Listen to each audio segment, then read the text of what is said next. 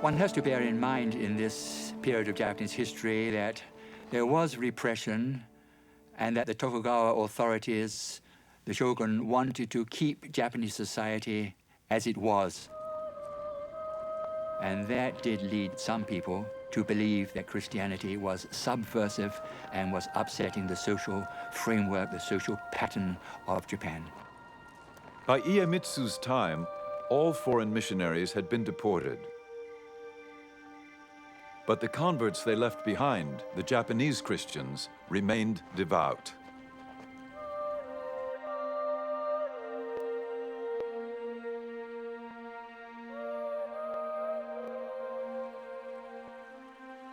For many of the Japanese Christians, the faith ran very, very deep indeed, especially in those areas where Christianity had really set down roots for 3 or 4 generations. The shogun is a great enemy to the name of Christians.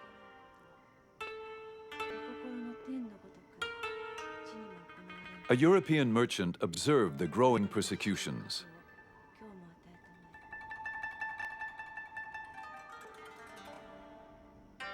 I saw 55 martyred because they would not forsake their Christian faith.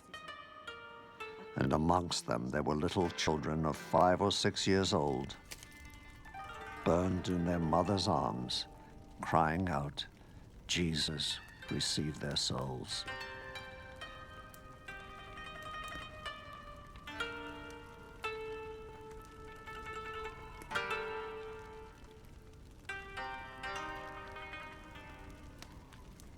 I would say the third shogun, Iemitsu, I think became morbidly pathologically fearful of Christianity. They thought that this was a threat to our power.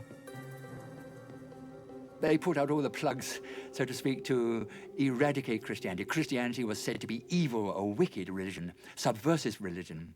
And so that is why they took such extreme steps to eliminate the religion.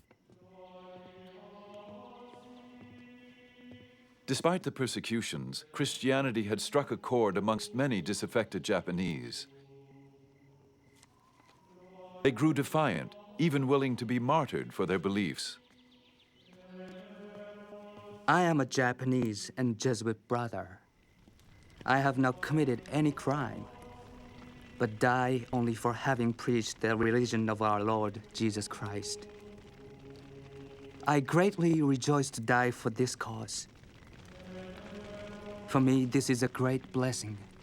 I guarantee and affirm that there is no other way to salvation except by the Christian path.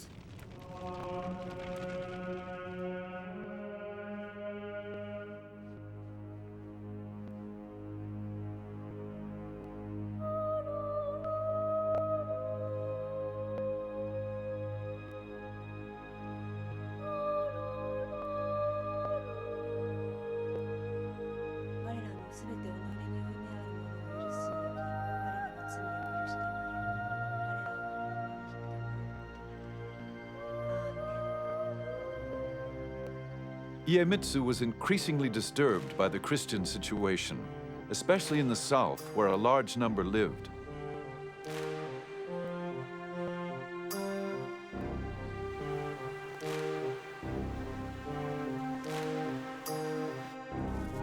Even worse, many of the Christians were former samurai, now forced to work as laborers or farmers. But they were samurai in their hearts and well-versed in the use of weapons. For Iemitsu, this was unacceptable.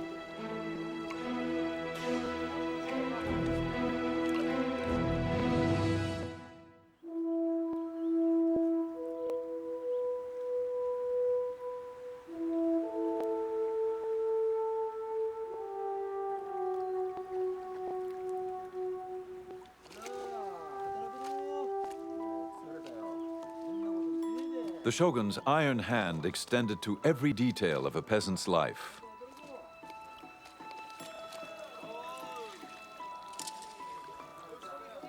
Farmers must work in the fields from dawn to dusk.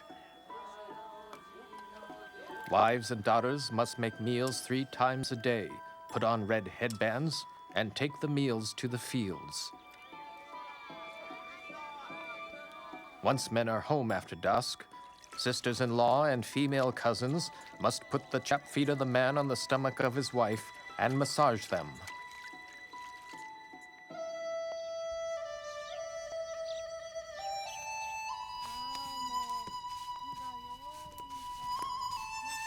If the shogun's intolerable edicts weren't bad enough, the farmers were also heavily taxed. There were taxes on windows and shelves, a head tax on each newborn child, and a whole tax to bury the dead. The farmers were taxed in rice, the currency of the day.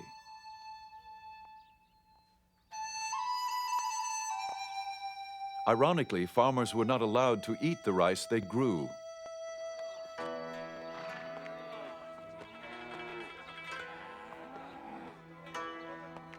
These taxes were collected by the daimyo to finance their elaborate processions to Edo, and to pay the stipends which supported the samurai class.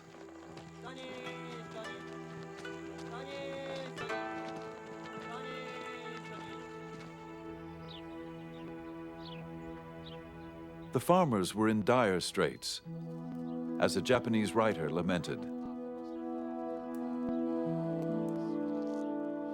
Year by year, the farmers grew more exhausted. How could they sustain life itself under those circumstances?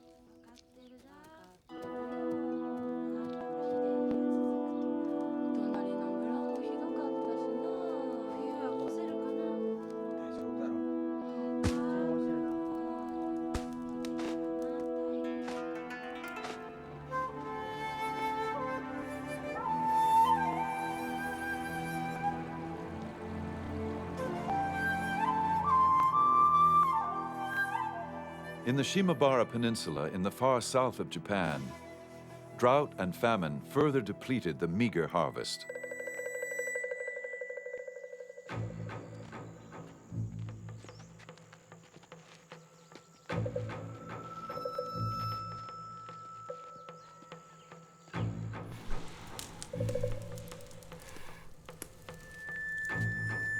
Those who could not pay the taxes were punished severely.